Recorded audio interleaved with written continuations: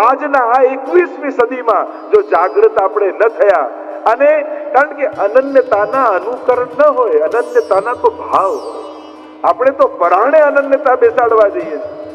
અનન્યતાના અનુકરણ હોય એ તો ભાવની સર્વોચ્ચ અવસ્થા હોય. કાંઈ સમજતા ના હોય, કાંઈ વાંચ્યું ના હોય, કાંઈ જાણતા ના હોય, પણ અનન્યતાનો ઝંડો લઈને ફરતા હોઈએ આપણે. આનાથી આવતી પેઢીને તમે ગુમાવશો.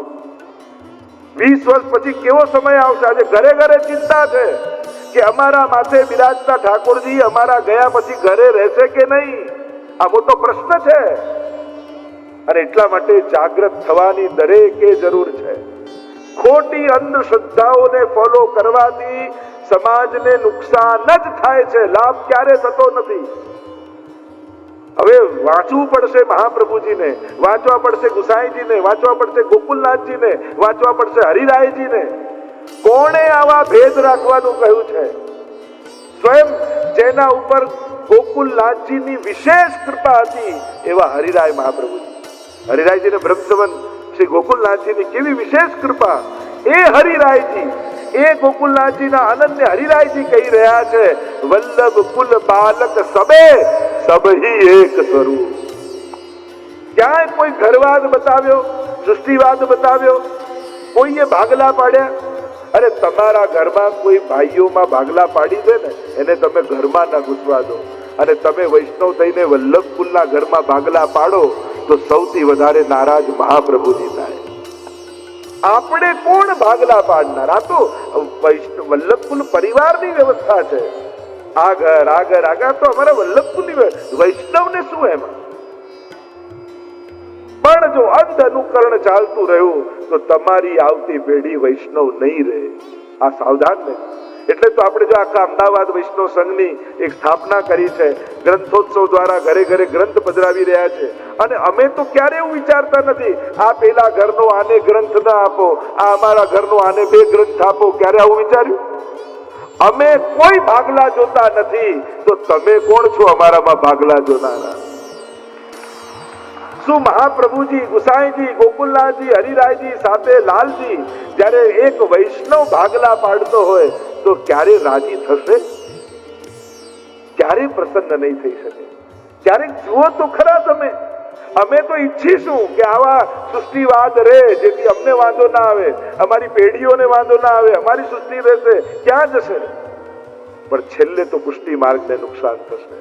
અને એટલા માટે વૈષ્ણવે અને વલ્લભ કુલે બધાએ હૃદય મોટું કરી બધાને પ્રેમથી સ્વીકારવા પડશે. વૈષ્ણવને સન્માન આપવું પડશે. અમે તમને લોકોને અમારા સેવક માનીશું ને તો તમારી કદર નહીં કરી શકીએ. જ્યારે દરેક વલ્લભ કુલ એવું માનશે કે આ મહાપ્રભુજીના સેવકો છે તો જ તમારા માટે આદર અમને જાગશે. હવે એક હીરો કબાટમાં પડ્યો હોય તો હીરો કબાટનો થઈ જાય? નહીં, તો માલિકનો રહે. બ્રહ્મ સંબંધ મંત્ર મને કોઈ આપ્યું? બીજા કોઈ વલ્લભ કુલને આપ્યું? ના, મહાપ્રભુજીને ઠાકોરજીએ આપેલું છે.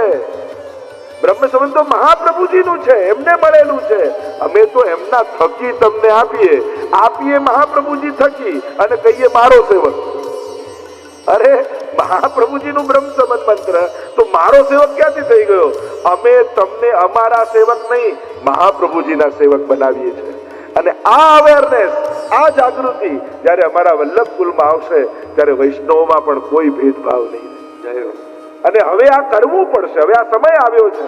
આ જે રીતે આગળ સમય આવવાનો છે એમાં આપણે લોકો પણ જો આવા વેચાયેલા અને વંટાયેલા રહીશું તો સૌથી મોટું નુકસાન સંપ્રદાયને કરી દઈશું. આવતી પેઢીઓ ભટકી જશે. અને એટલા માટે જ આખું ઇન્ટરનેશનલ સેન્ટર વૈષ્ણવ ધર્મનું પહેલું નર્મદાજીના કાંઠે વિશ્વ વૈષ્ણવતા ધામના નામથી બનાવવા જઈ રહ્યા છે. અને કાર્ય શું કરવું છે? આ સમસ્ત વૈષ્ણવી સૃષ્ટિને એક તાતણે જોડવા છે. તમે મારી આજ્ઞા પ્રમાણે ચાલો એમ નથી ઈચ્છતો, તમે બદલાઈ જાઓ એમ નથી ઈચ્છતો. ફૂલો ભલે જુદા જુદા રહે, મારે તો એક દોરામાં તમને પરોવા છે અને માળા બનાવી ઠાકોરજીને ધરાવવી. તમારી જ્યાં નિષ્ઠા હોય, વંદન છે, આદર છે.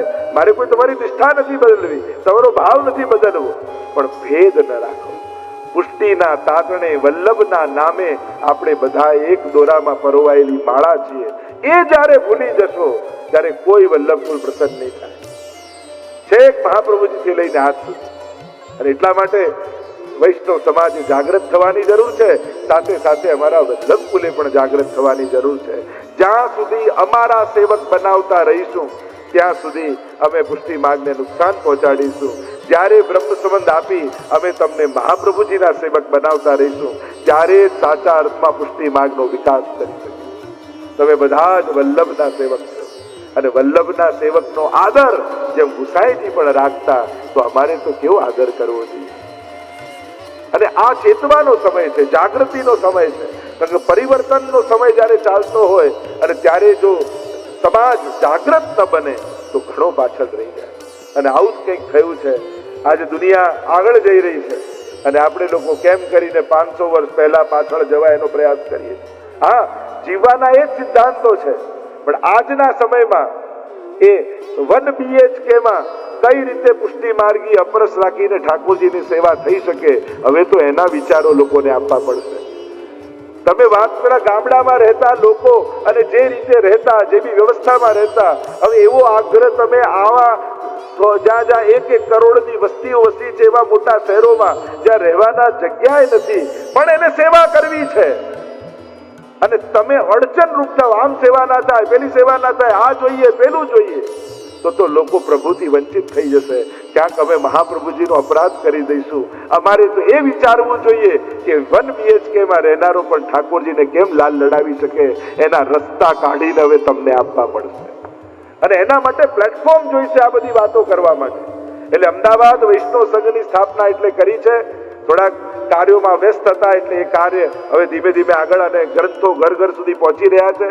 પણ આ વર્ષના અંતમાં દરેક વિસ્તારમાં અમદાવાદ વૈષ્ણવ સંઘની સુંદર ટીમો બનશે, જુદા જુદા પ્રકારના સત્સંગો અને શિબિરો શરૂ થશે અને વર્ષના અંતે એક મહાસંમેલન લગભગ 25,000 વૈષ્ણવ ભેગા થાય એવું એક મહાસંમેલન અમદાવાદ ખાતે કરવાનું.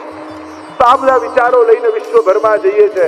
આજે ઓસ્ટ્રેલિયાના ખૂણેથી લઈને અમેરિકાના ખૂણા સુધી કેટલા સ્થાનોમાં હવેલીઓ, કેટલા સત્સંગો, યુવાનો, બાળકો, આ બધું જ કાર્ય થયું. એકમાત્ર આપણી એવી સંસ્થા અમદાવાદની આ ઇન્ટરનેશનલ વૈષ્ણવ સંઘ છે જેણે 5 ખંડોમાં આ કાર્યો કર્યા છે.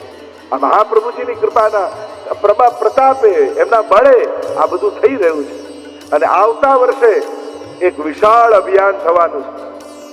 આવતું વર્ષ આખી પૃથ્વી પરિક્રમા મહોત્સવ અમે કરવાના છે. એટલે કે એક વર્ષ બાદ બીજું વર્ષ આવશે અને ત્યારે 50મા વર્ષ સુવર્ણ જયંતિ વર્ષ આવશે અને ત્યારે આખું વર્ષ વિશ્વના 50 દેશોમાં, ન્યુઝીલેન્ડથી લઈ પુષ્ટિ ધ્વજ લઈ અને અમેરિકાના ખૂણા સુધી આખી પૃથ્વી પરિક્રમા થશે અને વિશ્વના 50 દેશોમાં મહા મહોત્સવ ઉજવવામાં આવશે. અને આખા વિશ્વમાં વસતા વૈષ્ણવો કેમ એક તાંતણે જોડાય અને એવું વિશ્વ કેન્દ્ર જે વિશ્વ વૈષ્ણવતા ધામ નર્મદાજીના કિનારે નારેશ્વર પાસે બનવા જઈ રહ્યું છે. અને ત્યાં આખું ટ્રેનિંગ સેન્ટર, એજ્યુકેશન સેન્ટર અને વિશ્વની મહાપ્રભુજીની સૌથી મોટી મૂર્તિ સ્ટેચ્યુ ઓફ પુષ્ટિનું નિર્માણ થવા જઈ રહ્યું છે.